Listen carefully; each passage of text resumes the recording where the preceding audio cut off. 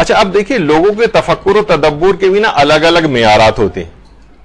ایک عام آدمی کس حد تک تفکر کر سکتا ہے ابھی آگے چل کر ہم اس کا ذکر کریں گے. مثلا ایک عام فرد ہے, اس کو آپ کہیں گے جیسے وہ اس پہ تفکر کر لے. مثلا قرآن میں آ گیا کہ لا یغتب بعضکم بعضا, کوئی شخص ایک دوسرے کی غیبت نہ کرے. کیا کوئی پسند کرے گا کہ مردہ بھائی کا گوشت کھائے؟ وہ تفکر و تدبر کرے, ہاں واقعی مجھے نہیں کرنی چاہیے, غیبت نہیں کرنی چاہیے, جھوٹ نہیں بولنا چاہیے. جھوٹ کی جب آیتیں آئیں اس کی مذمت میں تو اس پہ تفکر و تدبر کرے.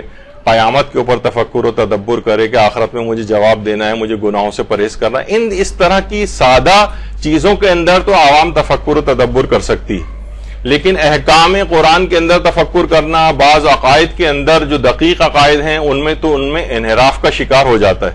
لوگوں کے تفکر و تدبر کے الگ الگ معیارات ہیں جس کا خیال نہیں کیا جاتا. ایک عام شخص کو بھی کہہ دیا جاتا ہے. مثلا جب ہم کہتے ہیں, آپ کو پتہ ہے کہ ایک زمانے میں یہاں پر مثلا ہمارے ایک وزیر سائنس اور ٹیکنالوجی تھے ڈاکٹر عطاء الرحمان, وہ اس بات کو بہت زور دیتے تھے کہ ملک میں پی ایچ ڈیز کی بہت کمی.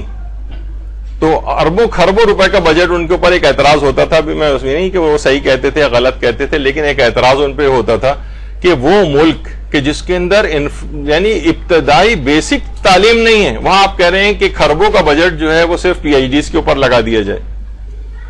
ابھی تو بیسک لوگوں کے پاس ابھی تو گھوسٹ اسکول ہیں, پرائمری یعنی پتہ نہیں کروڑوں کی تعداد میں بچے اسکول نہیں جاتے ہیں, وہاں آپ کہہ رہے ہیں کہ پی ایچ ڈیز کی بہت کمی.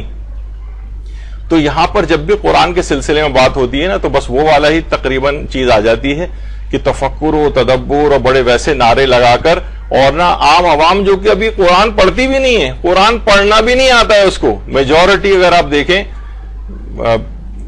90-95% افراد ہوں گے شاید کہ جن کو قرآن پڑھنا بھی نہیں آتا ہے, اور تلاوت قرآن تقریباً 90-95% لوگ روزانہ کرتے ہی نہیں, شاید 2-3-4% لوگ تلاوت کرتے ہوں گے.